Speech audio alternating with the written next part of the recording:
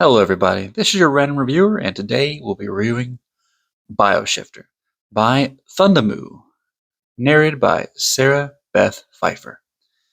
As usual, there will be spoilers, but overall, I will be vague. Warning! This book is not for the overly squeamish. It has mild body horror and gore. We start off, like many good stories, with an awkward teenager and all the ramifications therein: family misunderstandings, social anxiety, working after school, strong opinions, the whole 9 yards. Unfortunately for our potentially neurodivergent protagonist, she has the worst form of sleep paralysis in the world. When she wakes up, she must find out how to use her body again, every day, including her lungs. It gets even worse when she remembers what she dreamed about. I usually despise works of fiction where the hero of another world gets to go home at the end of the day, but the main character's existential terror and need to hide make these portions just as enjoyable as the purely fantasy bits. Between the horror of finding herself forcibly changed mentally and physically by day, and entirely different crises during the night, the reader has nary a dull moment.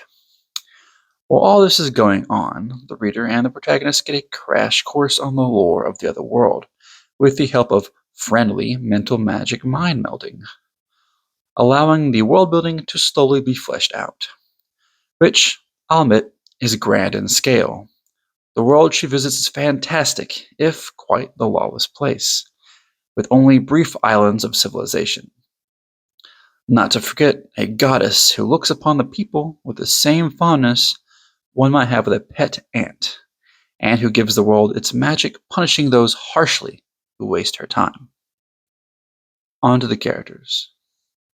In my opinion, the best part of the main character is her mental dialogue, which is constantly freaking out, or on the verge of a panic attack. Even when she's oddly okay, she's self-aware enough to freak out about that too. Every character in the story is completely different, and true to their personalities. No two reacting to their situations or traumas in a similar way. And by the end of the book, the main character is surrounded by an eclectic set of companions, organically obtained in a way that most books fail to portray. Overall, I give the story an 8 or 9 out of 10. It has good plot twists, nice and subtle foreshadowing, the characters have strong personalities, and it has a solid ending and lead on to the next book, which is just as good as the first one. Shout out to the narrator for doing a wonderful job. The book calls itself contemporary dark fantasy, and if you like it, you might like Vigor Mortis by the same author. For those lit RPG fans, you might like Dungeon Item Shop by D.M. Rhodes.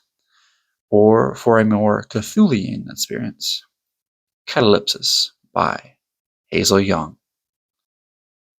All are great stories with cheerful protagonists that have dark things happen around them. Thank you all for listening to my random review.